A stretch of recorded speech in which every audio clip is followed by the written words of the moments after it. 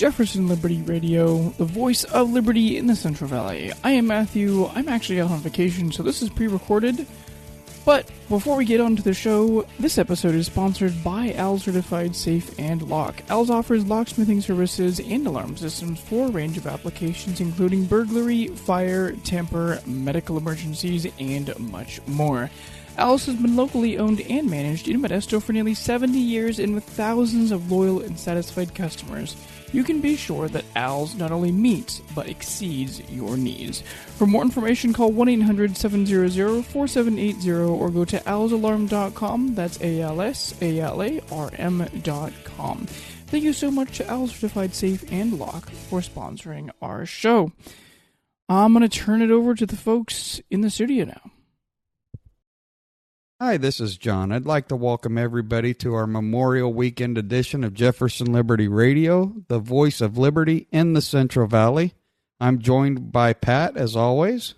Hi, John. Hi, Pat. How are you? I'm glad. I am good. Thank you. And Aaron off mic tonight. We're joined by Donald Babadalir, and he has some interesting things that we're going to discuss this evening. How are you, Donald? I'm doing well. Pleasure to be here. Thank you for having me. Hi, Donald. Thank you for coming. Nice. Glad you're here tonight. So, do you want to go ahead and should I go ahead? I'll go ahead and say, Donald has some really interesting points of view that we really want to get out there.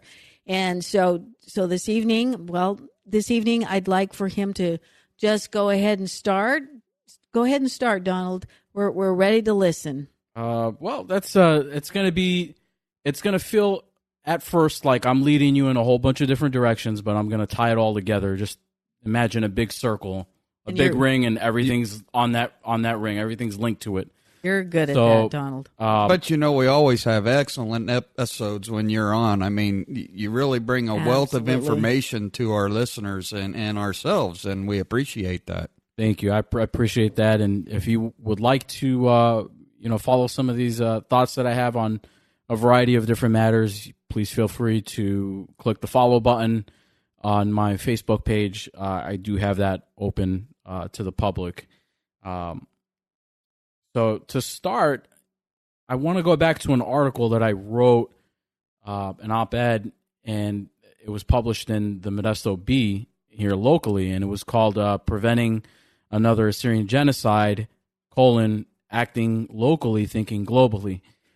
And the whole theme of this conversation is that very last point, which is acting locally, thinking globally, because I am of the opinion that one should not try to reach too far out of one circle, lest they will miss all of the opportunities that lie right in front of them. Now, for the majority of us, we do not have the sort of power, influence, money, time, resources, you name it, to influence anything beyond our own immediate neighborhood, perhaps. If we're very effective, if we're very popular, if we're very well-known and articulate, we may be able to reach our city, and if we're really good, perhaps our entire county. Seldom does someone like Donald Trump come where they can influence the entire planet. That doesn't mean that what we do is insignificant. That doesn't mean that our role, what we've been called upon by our Creator, is meaningless. It's far from that.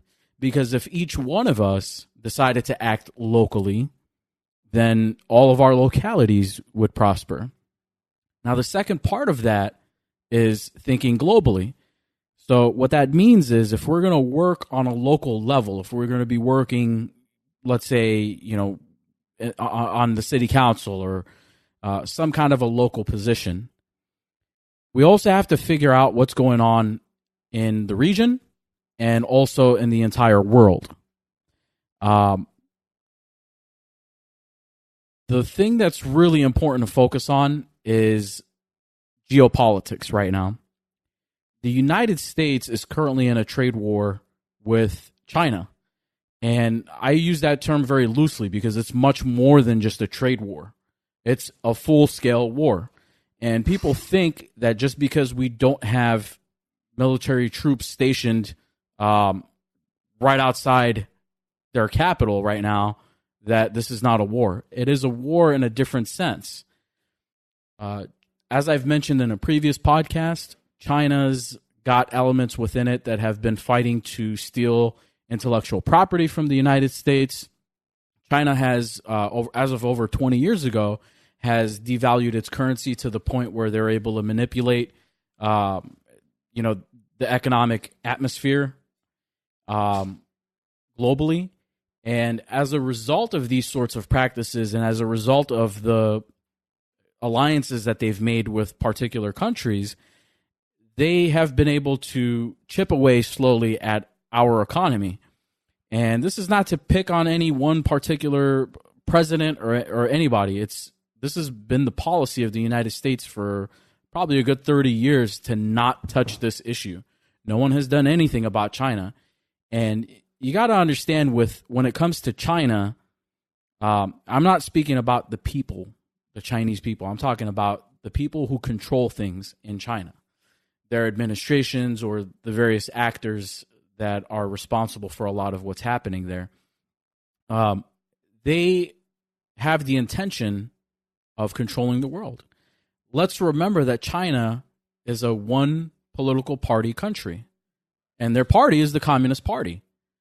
And their expressed will and desire is global domination. That is not me making that up. That is their expressed goal. So when we have to remember that. Now, what has happened in the last 20, 30 years, and President Trump has mentioned this multiple times, is that because of the inaction and the ineptitude of our previous leadership, China has been able to gain a stranglehold not only on its neighbors, but also has been able to chip away at the American economy. Our U.S. dollars have effectively rebuilt China from the ground up. So they're now expanding to the point where they have dumped money into countries in Africa. Of course, they rely on Africa for precious metals, for mineral wealth, and other sorts of things that they don't have themselves. And the other thing about China is that a very small fraction of China's land is arable land, is land that can be used for agriculture. So China relies a lot on the United States and other countries for their food. And the one thing that they don't understand is they are messing with the wrong country. Because if they were to try to destroy our economy and our agriculture, really what that means is the end for them. But they foresaw that partly because their goal was, well, okay, if we can't work with the United States directly, if we can't take them over, well, maybe we can start partnering with some of their neighbors. So you'll notice what has been happening, and this is where I'm going to slowly start going from global to local. Notice where I went. I went from a global issue, now I'm taking it to California. So what's going on in California? What's been going on over here? Well, if you look at the landscape recently, there was something that came out not too long ago that mentioned Harris Ranch, which is one of the largest ranches here in California and provides beef to Lord knows how many people. Most certainly the largest feedlots around. Right, yeah. Really? They were looking at finding a buyer for their company, which is sad. Because that's telling me that the company's not doing well enough where they need somebody else to come in and take over. There are many olive farmers here in California that are suffering tremendously right now. Why? Because the regulations here in the state of California are so strict that it's becoming very difficult for them to make any profit. The profit margins have shrunk to the point where they would rather go into a different business. Well, it's not just that. I mean, Bill Carter's importing olives from Spain and that's what I was other getting nations. to. Yeah. So we have that's exactly where I was getting to. Spain, Chile, and a few other countries. Well, some of those countries are going to be making their own trade deals with countries like China. So China's saying, okay, well, if we can't make inroads in the United States, we'll get them eventually, though. But if we can't make inroads, we're going to do it with other partners somewhere around them, and we're going to destroy their economy. And then we're going to lower the value of everything to the point where we can just come in and take it. So I'll give you a perfect example of how they've made inroads here in the United States. Let's take a look at what happened 4 or 5 years ago in the state of Nevada. You remember that? Right outside of Las Vegas. Bundy issue. Bundy. That's right. Now, that was a very big issue, and it wasn't just an issue of the cattle. That actually had to do with the fact that Harry Reid and various other actors wanted to basically take that land and sell it pennies on the dollar to the Chinese. I didn't know that. Yeah. Did you know that, John? No. And this has been going on in various different parts of the United States. China has been sending their students here. That's true. On student visas. That's right. China has been sending people here with tons and tons of cash. Mm-hmm. When I was in grad school myself, I remember seeing a lot of them, and they were driving around in some of the most expensive cars. And I'm sitting here thinking, well, you're in college or in grad school. Where do you have the money for this kind of stuff? Yeah. And you just came from another that. country. How did you get yourself set up so well? Right.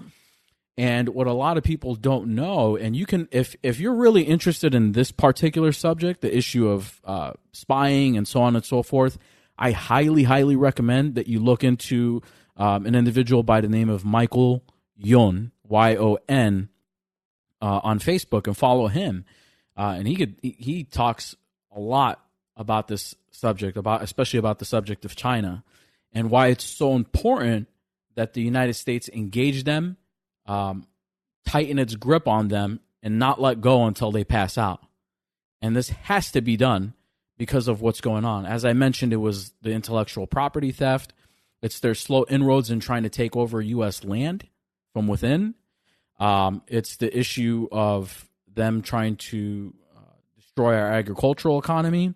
So what did California do in recent times with the water issue? Well, they're basically drying out the farmers. They are. If they can keep making it where water is very difficult to access, and they're going to keep defying President Trump on every single one of the actions that he's making in order to provide our farmers and our people with water, then they're going to make it to the point where our California farmers are going to want to go out of business.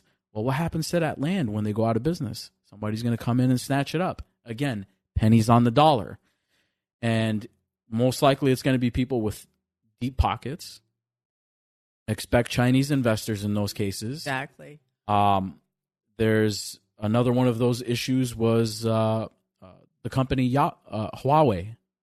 Huawei. I've Okay. heard they've been in the news. So they've been in the news, and President Trump is strangling them. And I can't tell you how happy it makes me to see a president finally taking a stand on this issue of their intellectual property theft, of how they're basically trying to surveil our country. So all of these things are intertwined. And what people don't understand is that China has basically been trying to corner the United States on every different level. They're sending their students over here. I'm not going to say all of them are spies, but quite a few are. And what they do is they sit down with other students, and they do it under the guise of, hey, let me share my culture with you. You share yours with me. And during that process, they're gathering intelligence. And we may think it's just something innocent, like telling them about how certain things work in the United States, but they use that to their advantage. And they take that information, they give it back to their superiors in their country. And when they're creating these fake accounts online and they want to go in and penetrate the social media atmosphere, well, now they know how to make those inroads.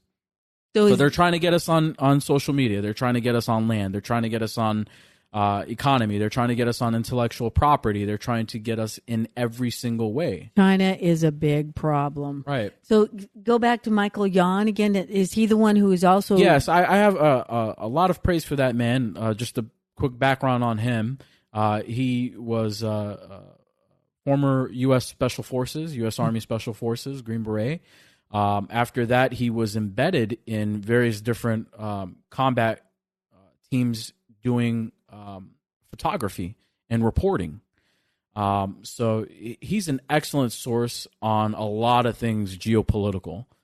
He's been there in the line of fire multiple times, fighting here for this country. And even after he left the army, he was still doing basically the same thing, except documenting all of the things that were happening. He's since gone into writing books as well, and a very, very great source on all matters China and really anything geopolitical.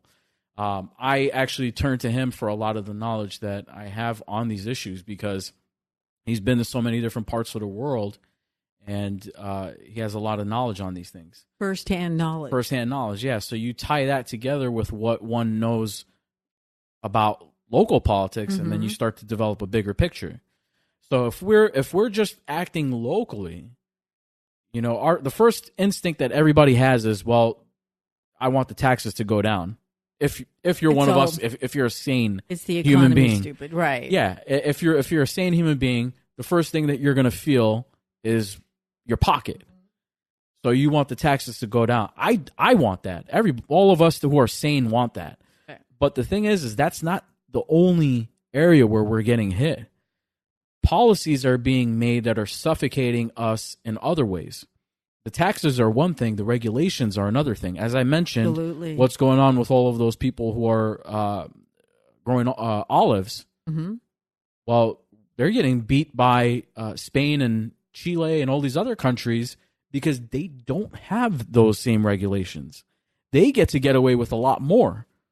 Well, and same thing's going on with avocados, same thing's going on with a lot of other crops. Sure. Well, in fairness, it's not even Spain or Chile or those other countries. It's our Congress making these laws that say because a Spanish actor or a Chilean actor owns a portion of Bell Carter packing that they can bring in these half-cured olives tariff-free and finish curing and packing them here. Well, those rules and regulations is what have led to the decimation of the California olive farmer, right? Because our guys have to have workers' compensation insurance, which is a tax. They have to can't use this water this way. They have to drill a well and micro irrigate or drip, and they're not allotted enough water. And these guys, they just buy portions of our companies and lobby in Congress to get what they want. Mm-hmm. You're absolutely right. So it's happening on a federal level in the way that you mentioned, and it's happening on a local level or a state level, rather, the way that I had mentioned. With their policies on water, with their state regulations. Mm-hmm. I mean, you just look at Turlock alone. Turlock has regulations that go above and beyond what the state of California even requires for businesses. Mm-hmm. Right. It's ridiculous. Well, and each city does. Everybody has to get a piece of the pie, you know. So just to let everybody know, that is where Donald lives. So that's why he's brought up Turlock, and he knows Turlock so well. Yeah. Just in case someone doesn't know. But this is going on everywhere. So all of you who are in the proposed borders of Jefferson, you'll be very familiar with what's going on. Just look around you. And so farmers, seeing that, they're losing their crops or they're losing their business to this, some of them have tried to turn to growing cannabis, which I can't blame them. But now there's the competition coming in from other states because everybody's legalizing it. So it's only a short-term escape for them because there's other states who are able to produce it. And if they can't produce it outside, well, they can do indoor grows.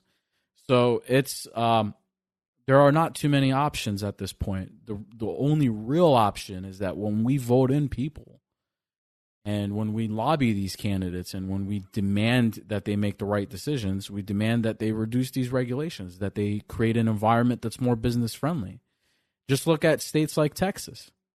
They've attracted so many of the businesses that left California. And in some cases, that's bad because some of the companies that end up going there are companies who are very left-leaning, far left-leaning, in fact, and they threaten to transform the politics of the state. So a state that was once very safely red has now turned red-blue. Or purple. Or purple even. And that's what's going on in Texas now. Exactly. But ultimately, they still have a very business-friendly environment. They don't tax the heck out of everybody. And that's what's attracted people to Texas. So just out of curiosity, there's left-leaning companies that are moving there. Mm-hmm. Do you think that's by design as well? I very much do so. Yeah. Okay. And if you remember, you and I had that discussion with. It was in regards to I believe it was at the NRA convention where Craig DeLuz, I believe, was interviewing former Congressman Colonel West, Colonel Allen West, and he had said that it's by design. Okay. He also said that, and I agree with that statement, because if you look at where they're going, part of it is a business decision. Part of it is indeed a business money. It's about money, They have right? to go to a place where they pay less taxes. But the other part of it is, well, they're continuing with all of their left-leaning propaganda within their companies, forcing those who want to take L codes, which are leadership codes within the company. If they want to become part of management, they have to attend all these seminars where they tell everybody that regardless of what you are, you have some sort of internal bias. White people are bad, this and that. And these are the kind of lies that they force feed these people. I mean, just working in one of these companies, I have actually witnessed some of these people who've been going through these. I think they're indoctrination camps. Right. Well, that's exactly what they are. They're trying to manipulate our way of thinking into a UN style view on things. Mm-hmm. Yeah, and you look starts at those in schools, doesn't it? Yeah. You look at the people in those upper tiers of management, and some of them genuinely buy into it. Sure. Which, okay, if that's really what you believe, God bless you. But there's other people who don't buy into it, but because they're making $300,000-$400,000 a year, and that's their livelihood, they're not wanting to step away from it.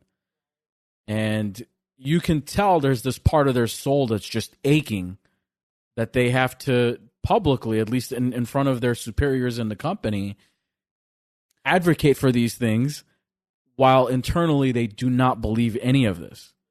I wonder how many people there are like that. I would have to say that there's quite a few. Yeah. Quite a few. And so if these companies if this was not by design, if these companies were moving their headquarters to these more business-friendly states, to states that don't require you to do any of these kind of things, well, why would they continue keeping these practices around? Very good. You know, I'm all for. So it is by design. Yeah, I'm all for including more people, because there's a larger pool to pull from for talent. I understand that. But it's one thing to do that, and it's another thing to do what a company like Google was advocating, which is that basically that they're saying that if one is white or is the typical Anglo-Saxon Protestant type of stereotype that they've created, that person is bad and is privileged, and they need to basically give away everything that they have to somebody of color or what have you. Right. So it's a very messed up situation, and it's occurring because, once again, communist countries, the most powerful one of them being China, are pushing this through on various levels. By the way, one of the other avenues that I didn't mention yet, so we mentioned ag, we mentioned land, we mentioned all of those other areas. One of the other areas where they're really getting us is in Hollywood. They're pumping the entertainment billions and billions of dollars doesn't surprise me in that all. industry. Wow. Yeah. So with them pumping all of that money in there, people in Hollywood, just like those executives that I was just telling you right now that don't want to give up that $300,000-$400,000, $100,000 salary, because and as a result they're forced to propagate those ideas. People in Hollywood do the same thing. Oh, well, we're going to make this movie and we're going to be quote unquote inclusive, and we're gonna push a certain kind of a message because it's gonna make us money, and we're gonna get these investors. Well, what are those investors seeking to do? They're trying to destroy the traditional American values. love of country, love of family, the family nucleus, the family structure, belief in a deity.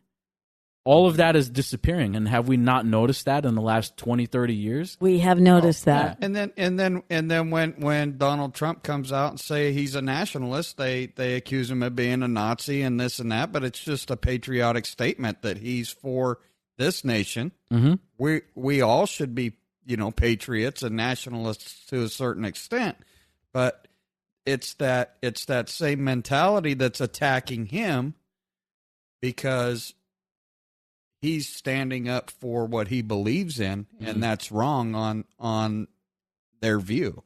Yeah. In their view, yeah, that side. So is there a solution? Where do you have any ideas where as to? There is. There is on several tiers. So on the national level, we need President Trump to continue what he's doing, which is putting the pressure on China. And he is. He just came out today with the additional support for farmers. Right, I saw that, and that's very, very important because the first thing that leftists will try to throw in our face is, well, tariffs are bad. How can you guys be against taxes when the tariff is actually really creating a tax in effect for you? Mm-hmm. Well, number one, that's not true. You don't need to buy. You are not required. You are not forced to buy foreign-made products. Number one, right. So if you don't buy it, you're not getting a quote-unquote tax, a tariff on it. Well, a couple of things on that tariff issue and that relief package that they just did. Yeah. First of all, the place where the federal government's supposed to get its money, the delegated authority to tax is only in tariffs or based on the apportionment direct to the states. Very, very recently in history, when they added, and we've discussed this before on this program, the amendment where they can direct tax us is the money to run the federal government came from those tariffs. And if we truly understood that as a population, as an electorate, we would have a much different view on this tariff situation and what Trump's doing. Trump's actually playing by the rules that we have established for the federal government. We just don't know that that's the accurate and that the acceptable way to do it.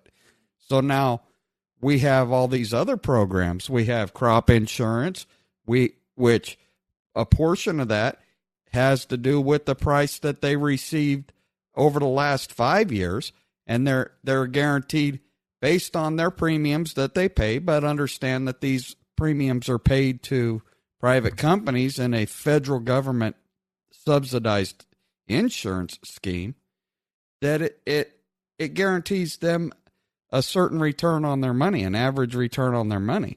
So regardless of what we do as a nation to collect revenue for the federal government,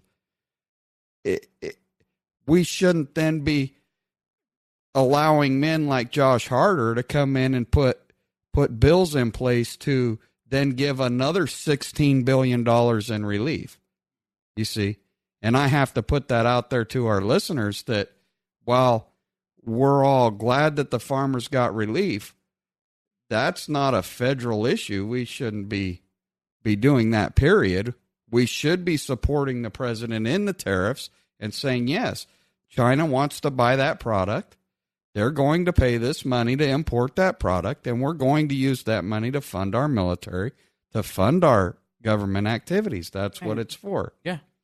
And in doing that, he's really doing a number on them because, like I said, they buy our food, a portion of it. They don't have enough arable land, and they have a growing population regardless of any of the measures they've tried to take. Right. But we have to realize that the more our representatives are allowed to implement these bailout, so to speak, bills and measures to curry political favor with their base, that they're actually hindering a duly elected president of the United States and his international policy.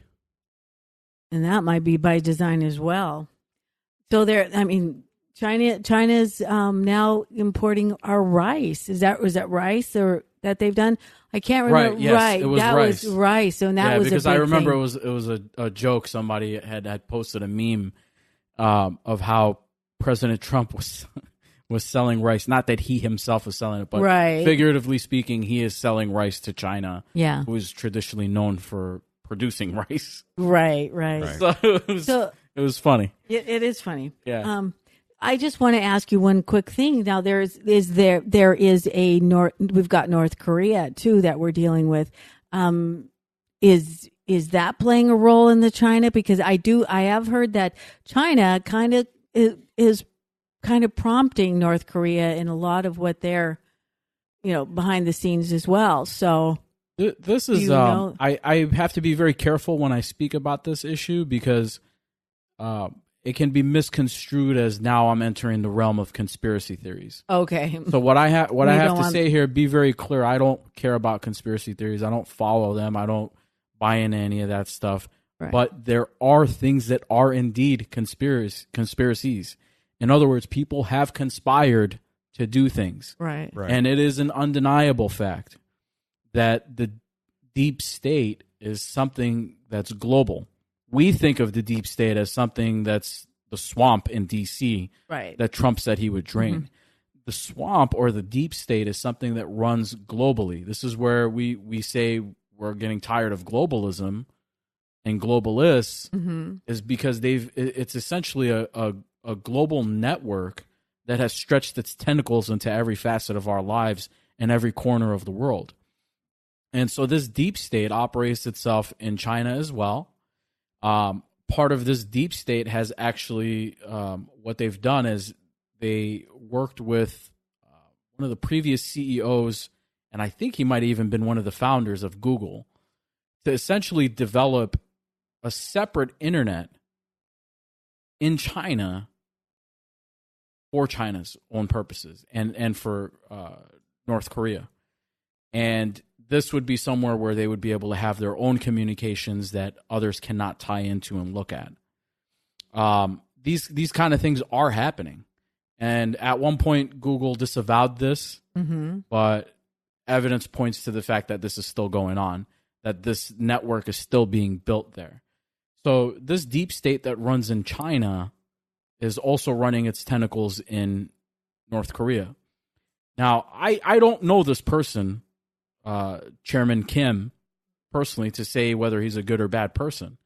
What I have noticed, though, is that his disposition has changed significantly since President Trump came into office and removed some very, for lack of better words, evil people from power. And these are the people in high places in various agencies of the U.S. government who have ties to higher level agencies and other governments. And I almost wonder sometimes if maybe Chairman Kim is under duress by these deep state actors himself. So I think what they want, these actors, is for these countries to go to war. I don't believe President Trump is the type of person who wants to go to war because war is very costly, both in terms of lives and in terms of funding. And you notice immediately when this issue of the declassification of documents started coming up, which, by the way, President Trump has I posted this, he has given the authority to Attorney General Barr to release those documents. But when he was floating that, this was about 3-4 weeks ago, he told Hannity, he's like, everything's going to be released and more. So when he said that, I think when he started floating that out there, it created a panic within the deep state. Well, what are we going to do? Well, what's the last thing that they can resort to, the deep state, when they're in trouble? War. If you create war, you have an opportunity to be able to remove people from power and create all sorts of havoc. Right. So I heard John Kerry on the radio just yesterday saying that we should be taking care of these people in Syria.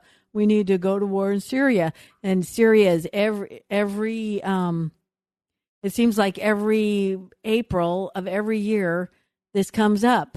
This stuff. And there's a reason for it. There's a reason for that. Yeah, okay, tell me. And it's basically a distraction, number one. Sure. And Or two, they're it's trying to change the dialogue or the discussion. Right. They want to right. change not Wagging only the tail. discussion, but then it also creates an opening for them. Mm-hmm. They do want those regime changes. They do want the wars. They Sure. do want all of that, because when we go back to a state of chaos like that, what ends up happening is all of the avenues for money making for these deep state actors open up again. So there was another one of the people that I'll highly recommend for you to read their articles is Lieutenant Colonel, retired Lieutenant Colonel Sargis Sangari. Sargis? Yeah, that's Sargis, and last name is Sangari, Sangari. And this gentleman I've known for quite a few years now, also a decorated soldier in the Army. He was a Ranger. He was deployed on multiple combat missions over there in Iraq and so on and so forth, and got blown up multiple times, survived. His story is just miraculous. But what he's done since getting out is his organization, the Near East Center for Strategic Engagement, what they're doing is essentially trying to show how, from a strategic standpoint and using link analysis, what's going on geopolitically. So I do recommend going to that website and following their Facebook page as well. But where was I going with that? Oh, he's another great source on these geopolitical matters. And there was an article that I had actually helped contribute to for him, which was what was going on with Turkey. Okay. So there was a really, and this is important as well, because this is happening locally here too. So if you're listening right now, pay very close attention, because it's the same pattern happening here in California, this pattern that I'm going to describe to you of what happened in Turkey. Let's rewind back to June of 2014. So ISIS comes in. They invade Mosul, which is the northern part of Iraq. They threaten to kill all of the Assyrian Christians and the Yazidis. They take some of them captive, the ones that they don't kill and the ones that don't escape.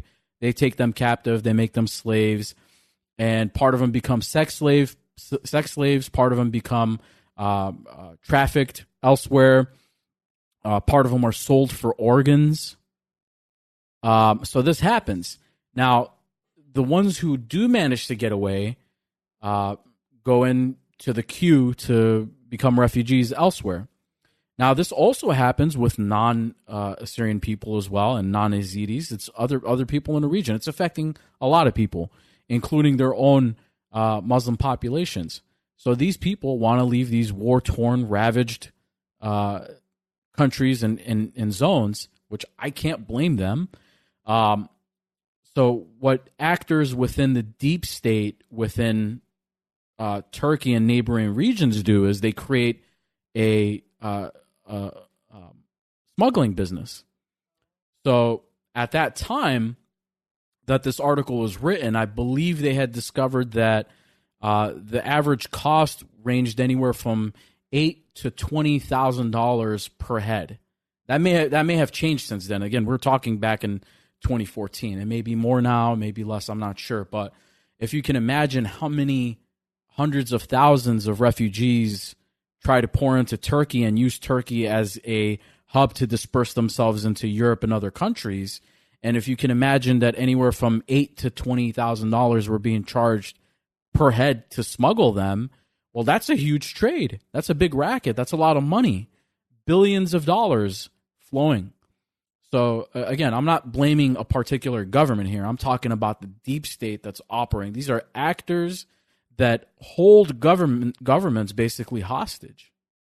There are good people in governments that want to do the right thing, but they're being held hostage by these actors. And Trump is dismantling that entire system, not just here in the United States, but elsewhere. One of the first things that he went after was actually this human trafficking trade. Right, yeah. And that's also part of the reason why we have this issue going on with the wall. People think the wall is just a matter of immigration. It's also a matter of him wanting to stop human trafficking. There was an article, not just one, but multiple, but the particular one that I'm referring to stated that the majority of the individuals that are coming in that claim to be families are not families. These are parents who have taken random children and they're trying to smuggle them in with them. And some of them get caught. Some of them are being brought in by coyotes. Some of them are being sold into sex slavery. Some of them are being just dispersed out throughout the United States and working very awful jobs. And I don't even want to use the jobs. It's slavery. Right. And this is happening right here in our backyard. It is happening. This again is why I'm telling you that when we say that phrase, it's very important. Acting locally, thinking globally. There's something that is happening globally, and we have to be very aware of it. And it's affecting us here locally. And when we make our policies here locally, we have to be cognizant of that. So, do follow that Facebook page and also Colonel Singari. You can find him on Facebook as well as the NECSC page, the nearest page. If you just search it on. I think that probably Matthew will be able to link those up as well. So if we want to get that, we'll get that information to Matthew. We'll have that linked up More as than well. likely, he'll put it in the show notes Absolutely. so you can access it. Well, Donald, I think this might be a good place to just stop for now, but we definitely need you back to have so you can, because you're such a wealth of knowledge. I'm just going, my brain is hurting because I've got so much. You gave me so much information tonight. It's sad. It's really sad. Yeah. And I gotta say, it's what China's doing is trying to create a rift not only just here in the United States. They are also affecting what's going on with other countries. So there was obviously the Brexit vote, which they voted to leave the EU. Well, China comes in and says, well, now that you're leaving there's more incentive for us to make our own trade deals. So they're trying to chip away at Europe by doing that. So they want to create trade deals with UK alone, and then with this country alone, and with this country alone, and in doing so, they can basically weaken the EU. We have to remember that even though the EU is not really the greatest thing, I mean, they don't have the same sorts of civil liberties that we do. They don't have necessarily the exact same culture that the United States does, but there's still countries within the EU that are strategic partners for the United States. Exactly. Yes. We have to remember that. Right. NATO allies and such. Right. Right. So when they start chipping away at the EU in that way, what they do is they basically create a situation where the UK is stuck between a rock and a hard place. Right. Do they stay in the EU and get ripped off, or do they leave the EU and get ripped off by China, and then at the same time weaken their brothers and sisters in some of the neighboring countries in Europe? And then when that bloc gets weakened, well, now China can come in and cannibalize them, which is their goal. They're already doing that in Africa. They're already doing that in other places. They're trying to make those same inroads in Australia.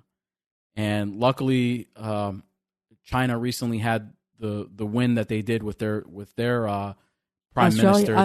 They kind of compared that. Australia, yeah. They try to compare that election sort of to that of President Trump's 2016 Right, I win, saw that, yeah. because that means a continuance of the strict immigration policies rather than opening it up to everybody. Right. And in Australia's case, it's not people pouring over the southern border like we have with Mexico. For them, it's people coming in from China, from all of these other countries, and doing that same racket that I mentioned earlier, buying up land, destroying, infiltrating. Yeah, wow. So we have to be very cognizant of these things.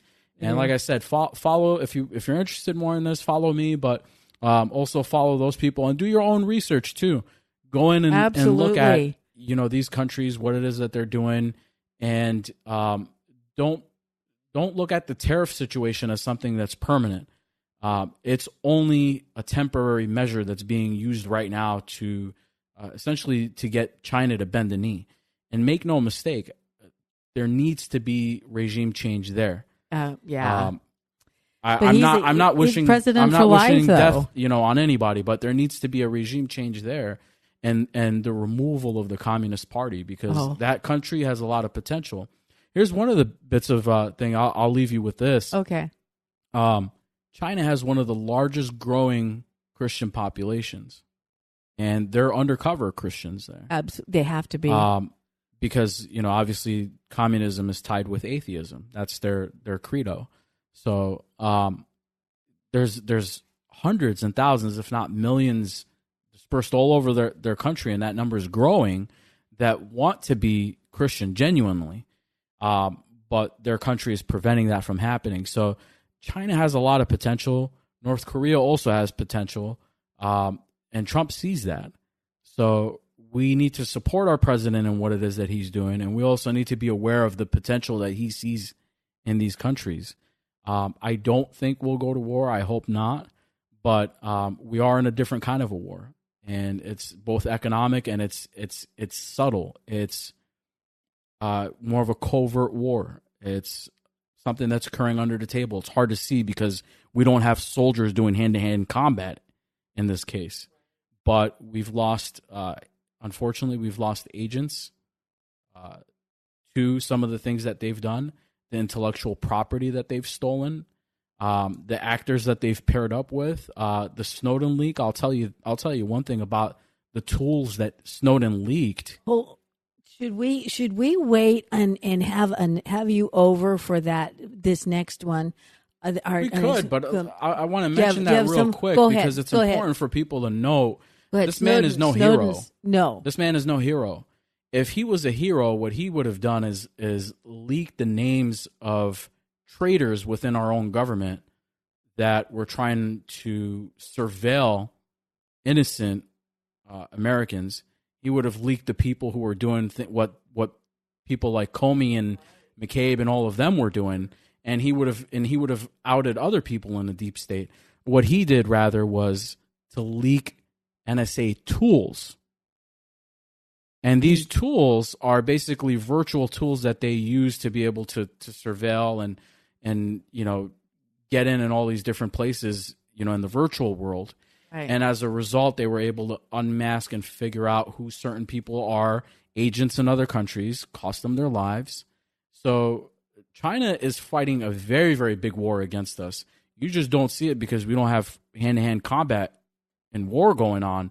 But there's a different kind of a war. There's agents dying. There's farmers that are losing in this battle. There's our nation's sovereignty is at stake. So I encourage people to do research on it and support the president and what he's doing. This is a win. What the president is doing is absolutely a win. And the other thing too is for a lot of us, I think the people who align with Jefferson, we got some people on the left, we got people on the right, we got people in the middle, people who are of a libertarian viewpoint. And with that classical liberal or libertarian perspective, it's okay. Well, no taxes. Non-aggression principle, free association. Oh, okay, I respect that in principle, but there is no such thing as free trade or fair trade. No. There's no such thing as free trade. There's only fair trade, and what we have right now is not fair trade. No, they are manipulating the economy to basically be able to rebuild their own country at the expense of the United States. And if we keep up what was happening under previous regimes, then we'll find ourselves one day waking up in a country that is no longer our own. Now, and I'll leave it there. And on Memorial Day weekend, those are great words to end this podcast. Yeah. Remember who fought for you. Amen. And what they fought for. And amen, and God bless America. Amen. Well, so anyway, thanks again, Donald, for being here. What a wealth of information you are, and thanks for all of these great places for us to do our own homework. Do you have anything else to say, John? Just when you're memorializing those people, there's a few things around the community that we can do this weekend. Castle Air Museum's having an open cockpit day on Monday. It's fairly inexpensive, but you can go down there and check out the planes, say a little prayer about the pilots that flew them. Right. Remember those that service those aircraft, but it gives you an opportunity to see our history as well. If you don't like airplanes, come on out to Merced Fairgrounds Saturday. We'll have the A-Mod out there. We'll be the IMCA Modifieds. I'll be racing on Saturday when the Forgotten Liberty Media A-Mod. And awesome. Come on out and have a good time. That's another good thing to do. Two good things that are very good family-oriented events. And pro-patriotic groups. Yes, good people. But regardless of what you do this weekend, remember our fallen soldiers, remember those who fought for us, and let's just spend some time with family in general. Right. Well, thanks again, Donald, and I think pleasure. we're gonna call this a wrap. Thank you. Thanks, everyone. Thanks, have everyone. a wonderful weekend. Thank you so much for listening to this episode of Jefferson Liberty Radio. We really appreciate your listenership. If you or anybody that you know of are interested in sponsoring our show, you can head over to jeffersonlibertyradio.com or email us at sponsors@jeffersonlibertyradio.com. We'd also love to hear from you. All your feedback, your questions, all of this is welcome. We'd love to hear from you guys. You can email us at feedback@jeffersonlibertyradio.com or via our website, again, at jeffersonlibertyradio.com. You can also, new option, you can leave us a voicemail at 209-214-8099. That's 209-214-4099. We'd love to hear your questions or comments however you get them to us. Also, don't forget to subscribe to us in iTunes. You can leave us a 5-star review. That'd be really appreciated. It really does help our ratings, and it helps our show to have a better reach and get our message out there. You can find us on all the typical social media, Facebook, Twitter, even some alternative media such as BitChute or Gab. You can also find our episodes on Spotify, YouTube, Google Play. Thank you so much for listening to this episode of Jefferson Liberty Radio, and we will catch you next time.